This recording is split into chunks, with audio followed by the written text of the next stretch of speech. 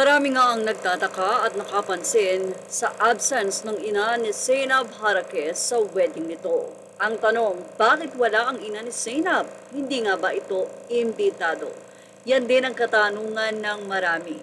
Sa nilabas na YouTube vlog or video ng kasal ni Zainab Harake, sa nasabi nga pong simula at katapusan ng video ng kasal ay hindi nga namataan ang ina ni Zainab. Matapos ang matagal-tagal na nga na pananahimik at maraming espekulasyon sa online world, ay sa wakas ibinahagi na nga rin ng kilalang vlogger at content creator ni Zainab Harake ang pinakahihintay ng kanyang mga taga-suporta, ang video ng kanyang wedding.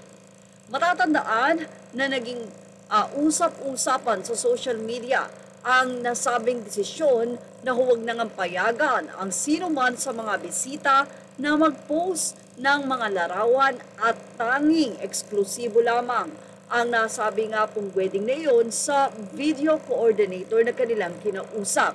Kaya naman, ang mga video mula sa mismong araw ng kasal ay mapapanood sa nasabi nga pong video nila Zainab. Marami nga ang bumabatiko sa patakarang ito na ayon sa ilan ay tila masyadong istrikto o overactive.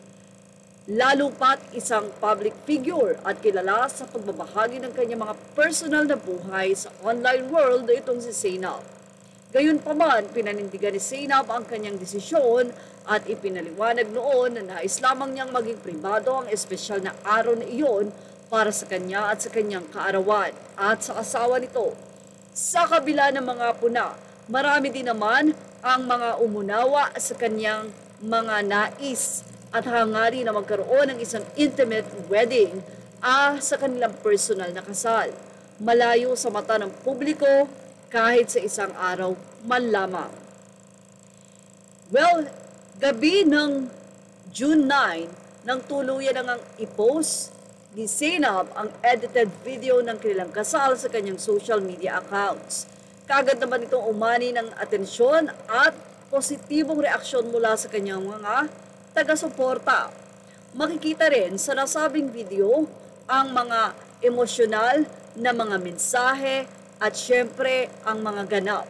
Pati na rin ang mga napiling mga bisita at mga mensahe at sa piling sandaling ibinahagi nila ng kanyang partner, marami ang humanga sa pagiging elegante ng nasabi nga pong selebrasyon at sa ganda ng kanyang kausuotan bilang bride na hindi naman maikakailang maganda talaga dahil ito ay gawa ni Michael Cinco.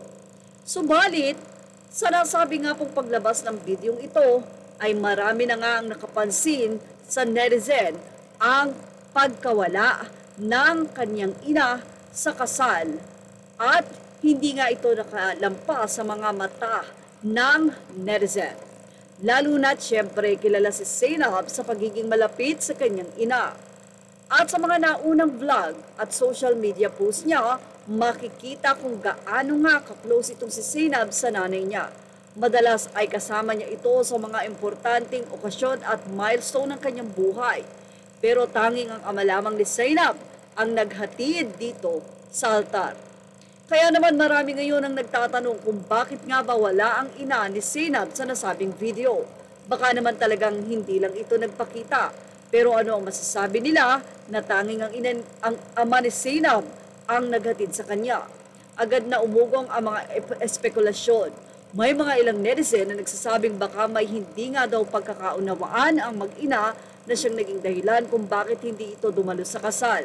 Ayon sa kanila, posible daw na may issue na namagitan sa dalawa bago pa man maganap ang nasabing kasal o seremonya. May iba naman na mas mahinahong pananaw. Ayon sa kanila, posibleng may personal o medikal na dahilan kung bakit ang kanilang ina ay wala. So maaaring ganun nga. Minsan talagang wala ang isang tao sa importanteng okasyon dahil ito pala ay may medical na kondisyon.